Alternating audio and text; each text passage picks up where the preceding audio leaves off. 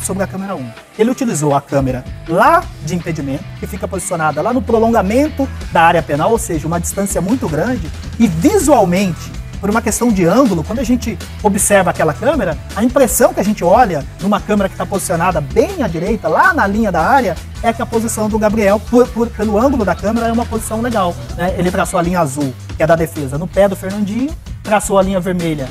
Tem uma dúvida muito grande aqui também em relação ao local que ele traçou essa linha vermelha, né? Ele quase na manga da camisa. De acordo com a regra, o VAR, né? O impedimento deve ser marcado, deve ser considerado na última parte do corpo do jogador, e os braços não contam para a situação de impedimento, portanto, ele tinha que pegar no ombro do Gabriel. Quando ele usa esse ângulo tão distante nessa imagem, por mais que ele dê um zoom, ele aproximou para poder mostrar as linhas, aqui não ficou para quem está vendo em casa, para quem está vendo no telão, não ficou claro exatamente o ponto que ele utilizou. A imagem que está sendo mostrada... Fala, nação rubro-negra, fizemos barba, cabelo e bigode ontem, metemos 2-0 e ainda fomos garfados, né? Nesse gol aí, mostrei para vocês um pouquinho da matéria ali do ex-árbitro falando sobre esse lance absurdo, tá? Que aconteceu. Gabigol ali foi vítima de arremessos de objetos, né? E um deles ele pegou até e comeu, que foi um biscoito ali, deu aquela mordidinha, e a torcida do Furacão cada vez mais desesperada e com mais ódio do Gabigol.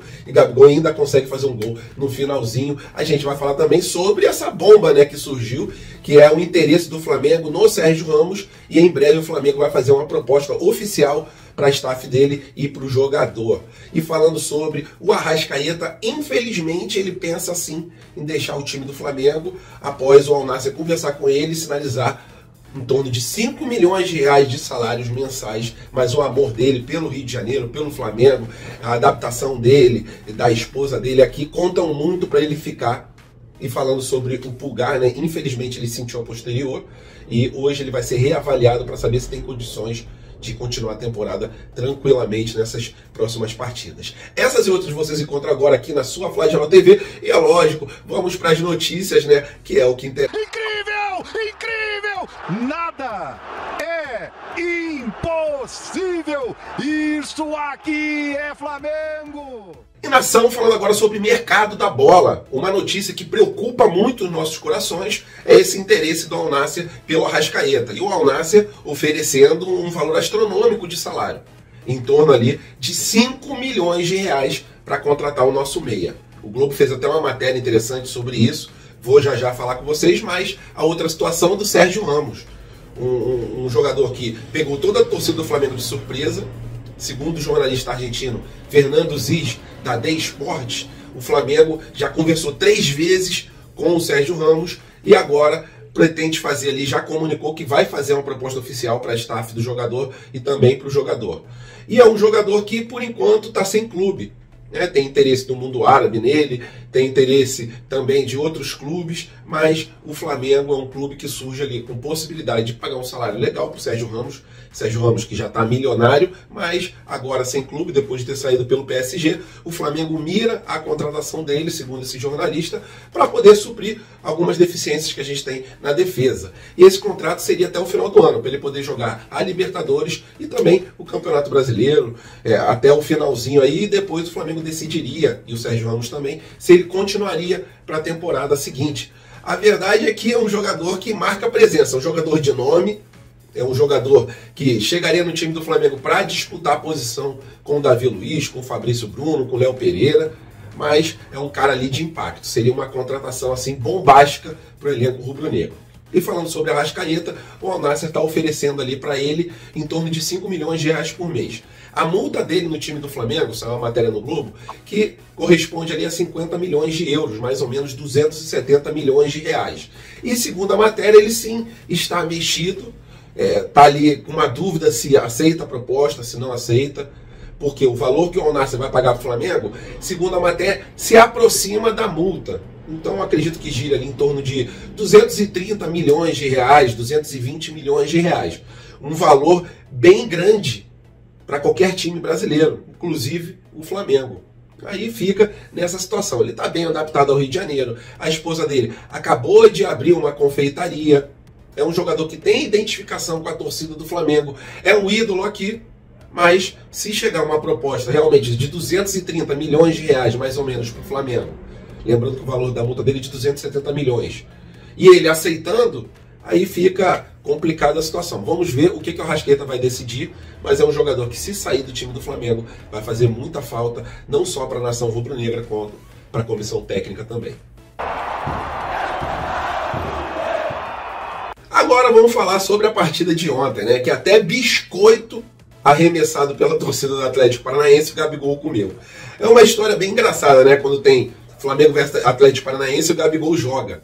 Porque ele é odiado, mas muito odiado pela torcida do Atlético Paranaense. Isso porque a gente vem sempre, recorrentemente, jogando com eles pela Copa do Brasil, pela Libertadores. Sempre tem algum campeonato que a gente bate de frente com o Furacão.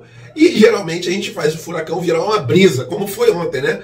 Mesmo no sintético paranaense, que é o estádio deles, aquele gramado zoado, que é uma grama sintética, que, como o próprio Marcos Braz disse, né, que nem parece futebol quando se joga numa grama sintética, o Flamengo foi lá, meteu 2-0. Primeiro gol, a Arrascaeta cabeceou, a bola nem ia entrar pro gol, mas o zagueiro dele já desesperado, cabeceou para dentro do gol, como meu filho disse, um golaço do Atlético Paranaense.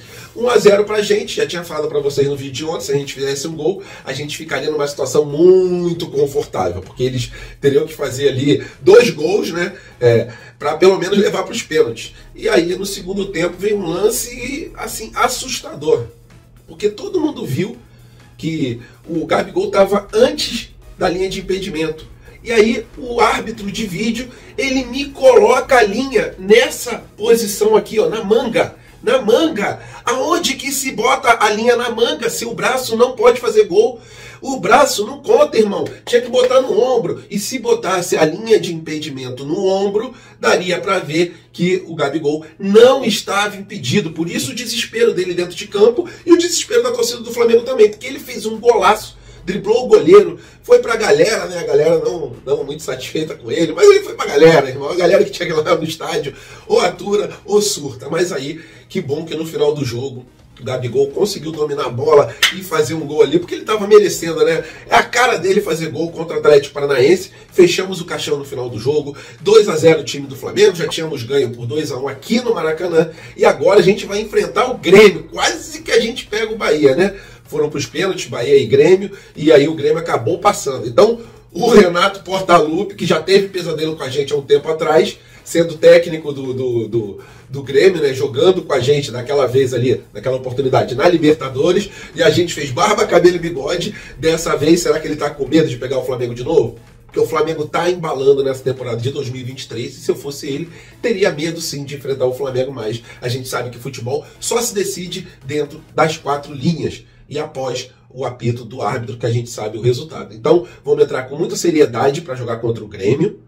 Espero que a segunda partida dessa vez seja no Maracanã, e a gente está muito próximo de mais uma final da Copa do Brasil. Para isso a gente tem que encarar com muita seriedade o Grêmio e vão para cima deles. Galera, gostaram do resultado de ontem? O que vocês acharam do jogo? É isso aí, coloque sua opinião aqui nos comentários e para cima deles, Mengão. E agora apenas uma curtinha aqui falando sobre o Pulgar, né? Que ele ia entrar na partida de ontem, mas na hora do aquecimento ele sentiu a posterior da coxa.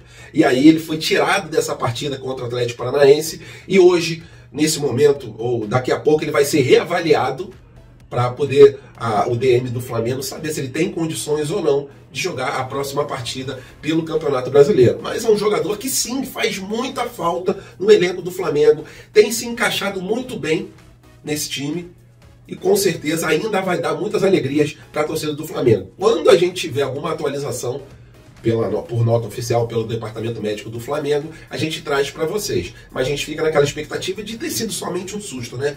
Porque realmente ele, nessa temporada de 2023, mostrou para o que veio e tem sido fundamental para o time do Flamengo. Valeu, nação rubro-negra, tamo juntos, fiquem com Deus. Até a próxima e fui!